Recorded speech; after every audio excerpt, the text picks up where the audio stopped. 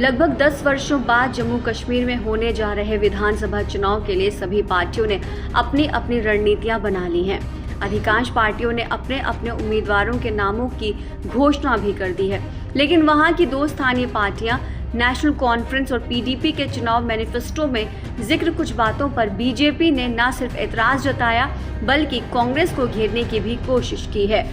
National conference ने अपने manifesto में तमाम दावों के साथ वहां के शंकराचार्य मंदिर या जिसे शंकराचार्य पर्वत भी कहते हैं उसका नाम बदलकर तख्त सुलेमान और हरि पर्वत को कोहेमारा करने का ऐलान किया है।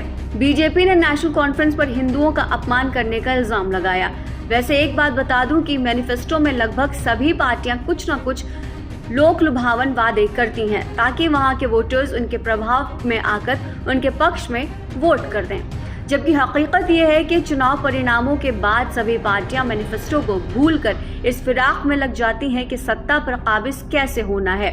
ये सबको पता है कि जम्मू कश्मीर में जो बदलाव हो चुके हैं उसे दोबारा वापस नहीं लाया जा सकता। बहरहाल जम्मू कश्मीर की 90 विधानसभा सीटों पर जो चुनाव होने जा रहे हैं, पहले उस पर एक नजर डाल लेते हैं।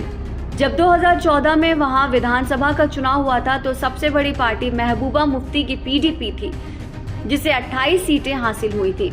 दूसरे नंबर पर बीजेपी रही, जिसे 25 सीटों पर जीत मिली थी। नेशनल कॉन्फ्रेंस को 15 सीटें जबकि कांग्रेस के खाते में 12 सीटें ही आई थी। सबको पता होगा कि भाजपा ने महबूबा मुफ्ती मोहम्मद के साथ मिलकर सरकार बनाई थी, लेकिन कुछ वर्षों बाद ही उनकी सरकार गिर गई थी और वहां राष्ट्रपति शासन लागू हो गया। इसी बीच भारत की एनडीए सरकार एक विधेयक लेकर आई, जिसके बाद 5 अगस्त 2019 को जम्मू कश्मीर से उसका राज्य का दर्जा खत्म हो गया था। लद्दाख को भी उससे अलग कर दिया गया और दोनों ही राज्यों को केंद्र शासित प्रदेश बना दिया गया था। 5 अगस्त 2019 को जम्मू कश्मीर को जो स्पेशल स्टेटस मिला था, यानी कि अनुच्छेद 370 को भी खत्म कर दिया गया था। अनुच्छेद 35A को खत्म करके जम्मू कश्मीर में देश के किसी भी व्यक्ति को वहां रहने और वहां संपत्ति खरीदने की छूट दे दी गई थी। धारा 370 और अनुच्छेद 35A हटाने के बाद केंद्र की सरकार दावा करती है कि जम्मू कश्मीर के लोग खुश हैं। वहां की जनता केंद्र सरकार के इस फैसले से बहुत ही ज्यादा प्रसन्न है, जबकि वहां की स्थानीय पार्टियां नेशनल कॉन्फ्रेंस और पीडीपी हमेशा ही केंद्र सरकार के इस निर्णय की मुखालफत करती रही है। यहाँ एक बात और बता दें कि जम्मू कश्मीर में हिंदू और मुस्लिम वोटर्स सभी जगह बराबर की संख्या में नहीं है। जम्मू रीजन में हिंदुओं की आबादी 80% के आसपास है, जबकि मुस्लिम 20% के करीब है। वहीं बात अगर करें कश्मीर रीजन की तो यहाँ 98% मुसलमान हैं, जबकि हिंदुओं की संख्या ना के बराबर है। यानी बीजेपी जम्मू में लगभग हमेशा ही मजबूत पोजीशन में रहती है, जबकि कश्मीर में वो बहुत ही कमजोर हो जाती है। जम्मू की 30 हिंदू बाहुल्य सीटों पर भाजपा हमेशा अपने आप को जीत का दावा करती रही है, खास तौर से 2014 विधानसभा चुनाव के बाद से, और इन्हीं सीटों की बदौलत बीजेपी जम्मू कश्मीर में सरकार बनाने का दावा ठोकती है।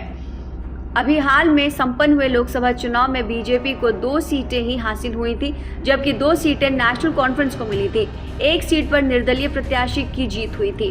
वर्तमान में नेशनल कॉन्फ्रेंस और कांग्रेस का गठबंधन वहां मजबूत स्थिति में दिखाई देता है। वैसे जम्मू रीजन में 43 सीटें हैं, जबकि कश्मीर रीजन में 47 हैं। बीजेपी को वहां सरकार बनानी है तो कश्मीर में भी अपना प्रदर्शन ठीक करना होगा, क्योंकि सिर्फ जम्मू रीजन की सीटों की बदौलत बीजेपी को वहां की सत्ता पर काबिज होना लगभग नामुमकिन है। रही बात नेशनल कॉन्फ्रेंस और कांग्रेस गठबंधन की, तो उनका भी सरकार बनाने का दावा महबूबा मुफ्ती के सहयोग के बगैर असंभव होता दिख रहा है।